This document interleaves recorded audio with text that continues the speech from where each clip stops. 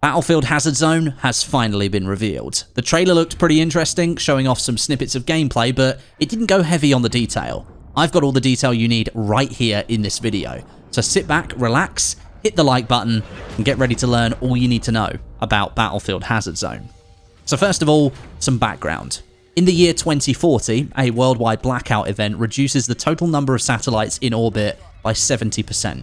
Because of this, tensions rise between the two remaining superpowers, Russia and the US. As a temporary measure, both factions launch low-orbit satellites to gather intel on each other's movements. The satellites capture aerial photography, heat map imagery, ID scans, and other valuable intel. The satellites are often brought down in opposing territories to stop spying, and the intel is stored on radiation-hardened data drives. For the NOPATs, the intel is valuable for their own safety and for the safety of all other non-combatant NOPATs, people without homes after their states failed. As a NOPAT task force, you set out to acquire these valuable data drives, being dropped into the hazard zone as a 4-person squad.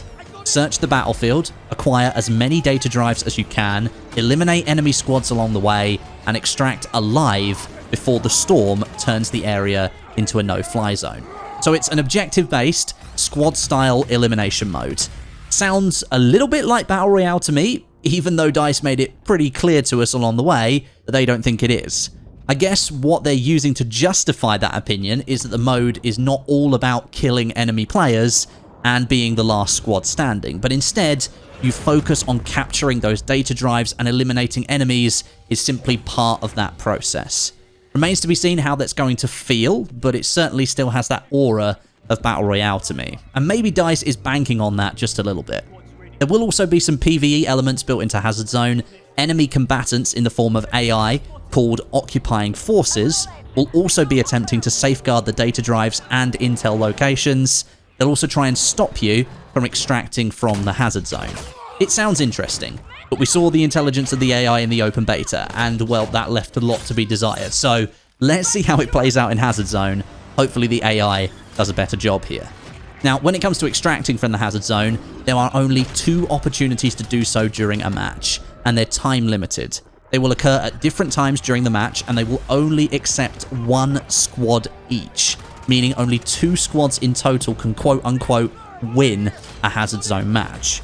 There is a potential that no squads could extract. Maybe there's a lot of fighting around the extraction point, you wait for a Condor helicopter, and no one manages to get in, so it might be that you end a match and no one wins. At this point, I should probably mention the player count. I already mentioned 4-person squads. PC, Xbox Series X and S, and PS5, the player count is 32 players, that's 8 squads of 4, and Xbox One and PS4 players, it's 24 players, 6 squads of 4. Although I don't have the official reason for these player counts, I'd hazard a guess, lol, hazard, it's probably something to do with the overall pacing of a mode like this. You want some downtime between engagements to build up that tension, and of course we have slightly smaller map sizes on the PS4 and the Xbox One. According to DICE, Hazard Zone has a big emphasis on choices being made by you and your friends when you build your squad at the start of a match. So when you're queuing up, make sure to choose specialists, weapons, gadgets, and tactical upgrades that work well together. That's pretty essential. And more on tactical upgrades in just a minute. To succeed and continue to succeed in Hazard Zone, it is all about those data drives. They're part of the meta game of Hazard Zone.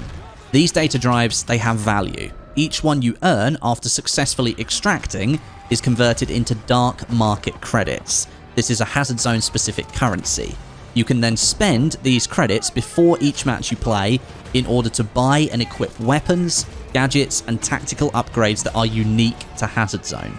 That being the tactical upgrades, the weapons and gadgets, those are all the way through Battlefield 2042. You can earn dark market credits in other ways within Hazard Zone matches. It's not been specified how you do that completely, but I'd hazard a guess again at it being something to do with killing enemy players or killing AI, assisting teammates, reviving people, so on and so forth. The tactical upgrades though, what do they do and what are they?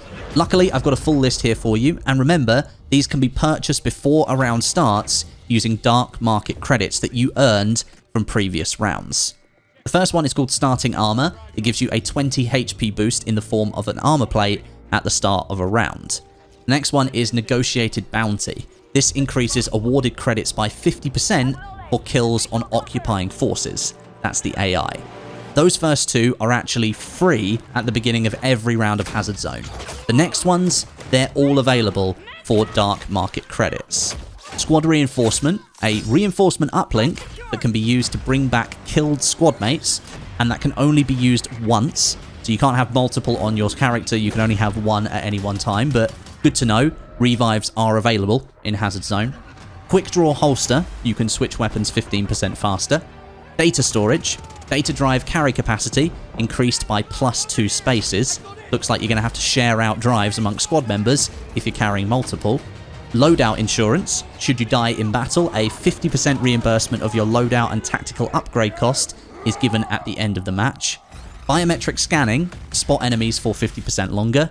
Faster Healing 1 and 2, fairly obvious here, 20% faster for level 1 and 50% faster for level 2. Ammo Increase 1 and 2, you carry 1 additional magazine for your primary weapon on level 1, and it's 2 magazines for your primary on level 2. Then there's Insider Information, reveal data capsule drop locations 30 seconds before they land on the map. Throwable Increase level 1 and 2, obviously increasing your carried throwables by 1 and 2 per level. And then finally, Table Deal, 100% increase in credit reward for extracted data drives. Now there's some pretty interesting options here, ones that all kind of feed into how confident you think you might be going into the next match that you'll play. It'll be quite interesting to see which become most popular, but I'm going to say that healing speed and ammo count, those will be pretty strong, along with loadout insurance and table deal for those players who are really confident they will extract, but maybe don't want to lose all of those credits if they do end up dying. Now, at the start of every Hazard Zone round, you'll get a mission area briefing. This will give you map intel, likely locations of occupying forces, the AI, and give you your insertion point. From here, you can choose your specialist, weapons, gadgets, and tactical upgrades to best suit the situation. Then you insert into the Hazard Zone from the Exodus. That's the big no-pat vessel that we saw in the Exodus short story trailer. From there, you set about retrieving data drives, fighting enemy squads, and carrying that intel. Make sure one player in your squad, by the way, is carrying the Hazard Zone unique gadget, the Intel Scanner. This will help reveal locations of currently crashed satellites, so you know where to head, but it does also reveal moving data drives. So those will be carried by another squad, and of course your squad as well, so bear that in mind. Mid-game, more satellites will crash down from the sky. That opens up more looting opportunities. And then, moving towards the extraction points, those are randomly picked each round. There are 2 of them.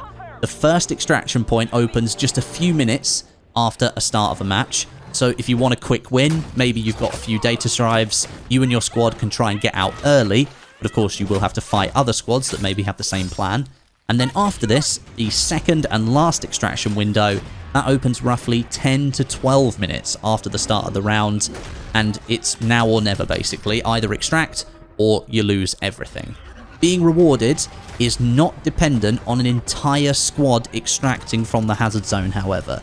Only one player from a squad needs to extract to save all rewards for the rest of their squad. That could be massive towards the end of games. Hazard Zone will be available on all Battlefield 2042 maps in the all-out warfare segment of the game, so that's to say all of the maps that are built within the world of Battlefield 2042. This doesn't extend to the Portal content, so the Battlefield 1942 stuff, the Bad Company 2, and Battlefield 3 stuff, it doesn't extend to that. Only the Battlefield 2042 maps are supported at launch. All specialists are available to pick from, but your squad cannot contain more than one of the same specialist, so you'll have to figure out who gets McKay, and everyone else uses someone else. If you're downed, you will be able to crawl to safety, maybe get behind cover, and one of your squad mates can come in for a revive, but if you're killed whilst you're downed, you will go into a spectator camera, but you can be brought back, as I said before. If a squad mate has the reinforcement uplink tactical upgrade, they'll bring you back into the match.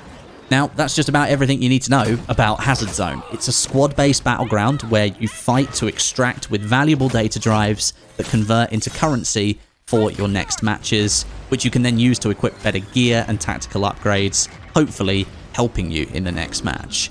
I know DICE says this isn't a Battle Royale, but it does have some elements in there that I think they're banking on scratching the itch of players who like Battle Royale modes, hoping that those players will jump in and give this a go. No word on whether this is free-to-play or a free-to-play element of Battlefield 2042 at this time. Hopefully we'll get some more information on that soon. I think this is kind of like the perfect mode if it were to be a free-to-play segment, because it's a really good way to onboard people and get them playing the other parts of the multiplayer. Thanks very much for watching. Leave a comment, let me know what you think, and I'll catch you all in the next one.